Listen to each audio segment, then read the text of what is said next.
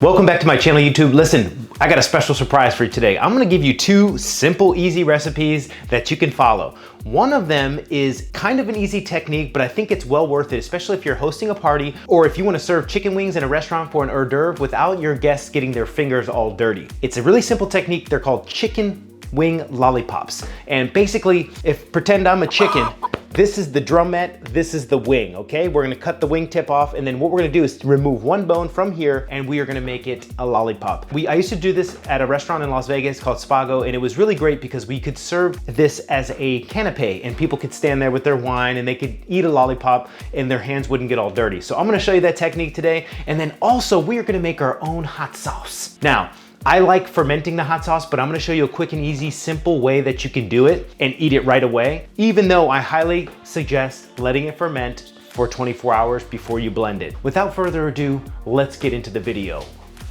Okay, so first things first, we're gonna make our hot sauce. Now for the hot sauce, you're gonna need a half an onion, about 8 cloves of garlic, a few peppers. Now listen, I got these peppers from the farmer's market. These are all not hot peppers, but they are organic and locally grown. I prefer peppers from a farmer opposed to the hydroponic ones grown in, under hydroponics because they just have more flavor, right? For the spice in this recipe, we're gonna be using chili de árbol. So you can use whatever chili you want. I actually prefer dry chili because of the concentration of flavor. But I highly suggest if you want it spicy, go with a cayenne, a dehydrated cayenne chili, or chili de árbol or guajillo. These all have really good flavors and a good amount of spice. All right, so once you get your vegetables washed, basically what we're gonna do here is we are going to just cut out the seeds. Now, what's good about these ones, the ones that I got from the market really don't have that many seeds. All right, and what we're gonna do is we're just gonna cut them into pieces just like this, okay? Now, you don't need to go through all this process. You could just buy it from the store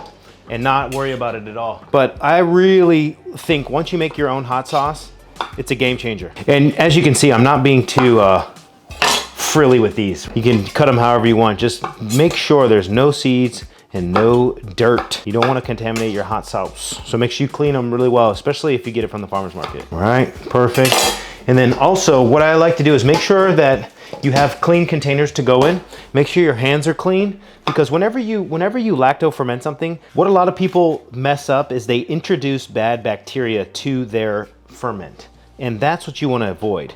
But here's the thing, I'm gonna tell you the pro tip right now. If you wanna avoid all that, you can saute all of this and then literally add another. If you want it to taste fermented, then I would suggest just a little bit of miso or vinegar, will work, right? And you can kind of mimic that flavor. In all honesty, I think waiting the 24 to 48 hours for these to kind of bubble a little bit is so worth it. Okay, so for garlic, a pro tip for me, whenever I am going to use this for lacto ferment, I always check the center. You don't want the green sprout in there. You want it to be just like this, nice and white. Usually what happens is the germ will turn green. That means the garlic is too old, and you don't want to use that for a raw application like this. It'll become too, honestly, you know what? It doesn't make that huge of a difference. Just for me as a chef, I realize, lacto fermenting a lot of things, you don't want the garlic germ to be too green. For the hot sauce, I am also going to add a little bit of white onion. For this, you can also omit if you don't want the onion, but I think it brings a really good amount of flavor to the table. All right, so we'll just slice this up. Add this straight. Okay, so we have our chopped vegetables, and at this point I'm gonna put on gloves, okay? Because what you wanna do is you wanna minimize the possibility of bacteria getting into this. So the bowl is nice and clean, sanitized, washed. Then what I'm gonna do is I'm gonna take my chili de árbol, and here's the thing, I just leave them just like this. These have already been destemmed. I'm gonna add them straight to it. Then I'm also going to add a little bit of Korean chili flake. And the reason why I'm adding Korean chili flake is for the actual flavor and the color. So this is to taste, no need to measure. And then also I'm adding red chili flake for the flavor, okay? And the color. But red chili flake also gives a good depth of flavor. That's why you see a lot of red chili flakes and condiments and all that. So needless to say, now what we wanna do is we wanna take this bowl right here and we wanna measure the amount of weight that is in here. And then what we're gonna do is we're gonna take 2% of that weight, and that's what we're gonna use in salt, so no bad bacteria gets in. Okay, so I'll take you through that process right now. Okay, so whenever using gram weight measurement, what I like to do is you have the same container, right? So this is a mixing bowl. I'm just gonna put this on the scale. then tear it out. Basically just tearing it means you put it at 0. And then what I'm gonna do is then remove the bowl and put this on, right? And then that way we're just getting the weight of the ingredients that we are going to lacto ferment. 590 grams. And basically what I'm gonna do is I'm gonna get my little handy dandy calculator. It's really simple. All you do is 590 times 0.02, or you can hit 2%. Now that's gonna be 11 grams, 11.8 grams of salt. Then what I'm gonna do is make the scale. I don't know if you can see it, but anyway, I've teared it one more time and now it's at 0. Okay, and what I'm gonna do is I'm gonna add 11.8 grams of salt. Okay, keep it going, boom, okay. Now it gets really easy from there. So next, what we're gonna do is we are gonna get this mixed up, okay? So with your clean hands, mix this up, all right? Now I know you might think, oh my God, that was a lot of salt, but trust me, trust the process. It's gonna be amazing. I wish they could come up with smell-o-vision, because I'm telling you, this smells amazing. Now this comes the important part, and I'm gonna show you what we're gonna do from here. What we're gonna do now is we are going to put this into a bowl. I like to do this to coat the natural flavor out of the vegetable first. A lot of people will put a 2% brine over the vegetables and call it a day, but I truly believe you can get more flavor and liquid out. Once you add the salt, the vegetables will start to sweat. And so what we can do from there is leave this on the counter, press it down, just like this, and you will see a little puddle of liquid in the bottom of the bowl. Basically from there, what we wanna do is maximize the amount of natural liquid we can get from the vegetables. Then from there, we just add enough brine to cover. So that way we can make the best possible hot sauce ever. I'm gonna let this sit for a little bit. So before we cut the chicken, I'm gonna go ahead and finish cutting all my vegetables. So this is just the garnish for the chicken wing platter. Cut the end off. So we have our carrots cut, then we'll go and cut some celery. Okay, super easy. Also, we are going to oven bake these chicken wings. And I don't know about you guys, but as a chef, I don't like to put my vegetables in water. What I like to do is just put a damp cloth over and then put them in the fridge for them to crisp up. We're gonna hop right into the chicken wings. So I think what's really important is take in consideration that, you know, we wanna try to utilize as much of the chicken as possible, the whole chicken, but in this case, I got wings and drumettes, and I'm gonna show you how to do both of them, but we're gonna use primarily the wings. Okay, you have two parts of the wings, the top and bottom. And basically what we're gonna do is we are gonna cut off both top and bottom. So what I like to do is with the heavy bottom knife, completely cut through. All right, then same thing on the other side. Sometimes it's easier to rotate and then find where the tip is and cut it straight off. Then there's two bones here. So there's one big bone and there's one small bone. What you wanna do is push the small bone out of here. So take your finger, push it up, and you can easily remove it just like that. Twist a few times and boom. So we remove the top, the bottom, and then the small bone. And then all you have to do from there is literally take your fingers and push down just like that. And then you have a little chicken lollipop, okay? And then as this cooks, it'll shrink down. Now, I'll show you one more. And I think what's really important is this is really easy to do. It is a little bit time consuming on your first couple of shots, but I'm gonna show you how fast I can do it here in a second, but let me give you a proper demo again. Top, where the joint is connected, hammer straight down. Turn the wing around and we're gonna do the same. Straight down, okay? Put that to the side. Feel for the bones. You got one big one and you have one small one. For the small one, you wanna make sure that this part is disconnected, okay? Or else your life will be very difficult. You see how this is wiggling around and it's free? Same thing on this side, it's free from the other bone. Trust me, you wanna make sure. And then all we're gonna do is we're gonna expose that just like this, and you can see I can grab it now. See that? Where I can grab it, and then I just twist and pull out, and then boom. Really easy, but we're not done there yet. All you gotta do from here is pick the thinner side and press down, you have your lollipop, okay? Super easy, okay? Now I'm gonna show you how to do it in high speed. So obviously in the restaurant, we would have one person do this part and then slide it over, and then the next person would be the one to take the bone out. And honestly, they would go through dozens of these really quick. And sometimes it's even more beneficial to have a towel or something to just help with pulling the bone out because things can get a little slippery.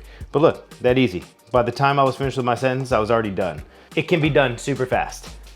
Especially if you're having just a party of, you know, 24 people or 20 people, less than 15. I mean, you really only need like 20 or 30 of these things. Unless you're like me, I can eat like 4 dozen wings, no problem.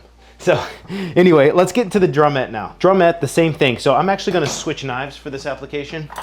I'm actually going to use, this is a little boning knife. For the Drumette, this one is actually really easy. You just grab the bottom, and what I like to do is just cut around just like this all the way. Then scrape the knife a little bit, and you're just gonna pull this part away. And then what I like to do is I like to clean off this edge, just like that, boom. Chicken Drumette. This is a classic French technique. It's called Frenching. You know, this is the drum, so you have the wing and the drum, and that way you'll see towards the end of the video when we go to cook these things, this will shrivel up, and then the guests can just take their wing, dip it, and it's awesome. Look at all this juice. This is just from literally 20 minutes, right? You see all this natural juice from the vegetables?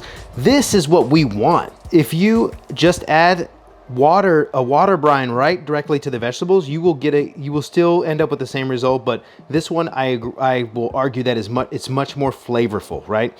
So you're coating the natural water that is in the vegetables with the salt, and then this is what you're going to use as a brine. So after about a few hours, I will wait until I have all this liquid that has developed, and then all I'm doing is adding enough brine to just make sure the liquid is, or the vegetables are fully submerged from the hot sauce. It's been a full couple hours, and basically I want you to take a look at this. If you see all that liquid in there, I mean, look at that.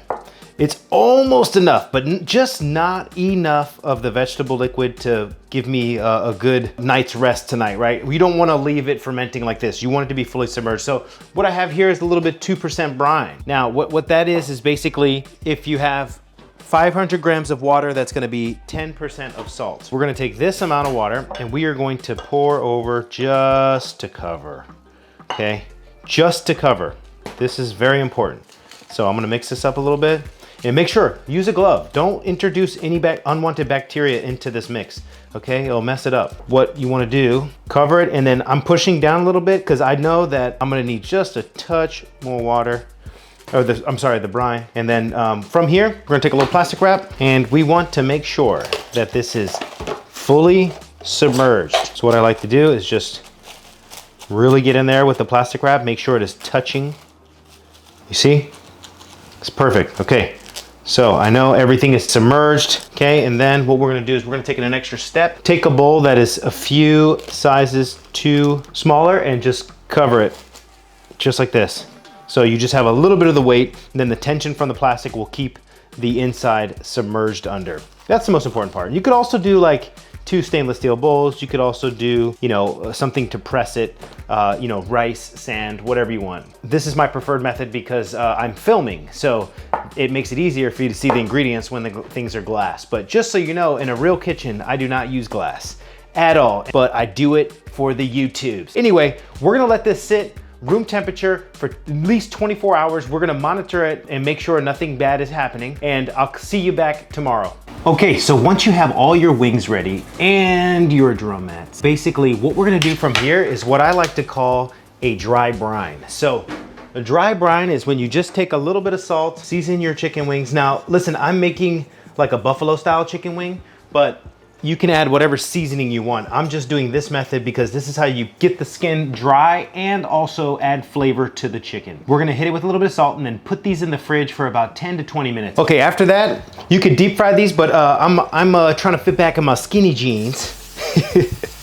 So we are gonna bake these. We're gonna oven roast these. We're gonna preheat our oven to 400 degrees. And all I'm gonna do is lay these out. Same thing with the wings. Now, here's the thing. The wings are gonna cook a lot faster than the drumettes, so keep that in mind. That's why I'm putting the drumettes on the outside over here. You will see the corners cook faster, but you don't have to do that. I just know my oven, and I think you gotta get to know your oven a little bit to know that. Here we go. Boom. Okay, after that, we're gonna slide these right into the oven.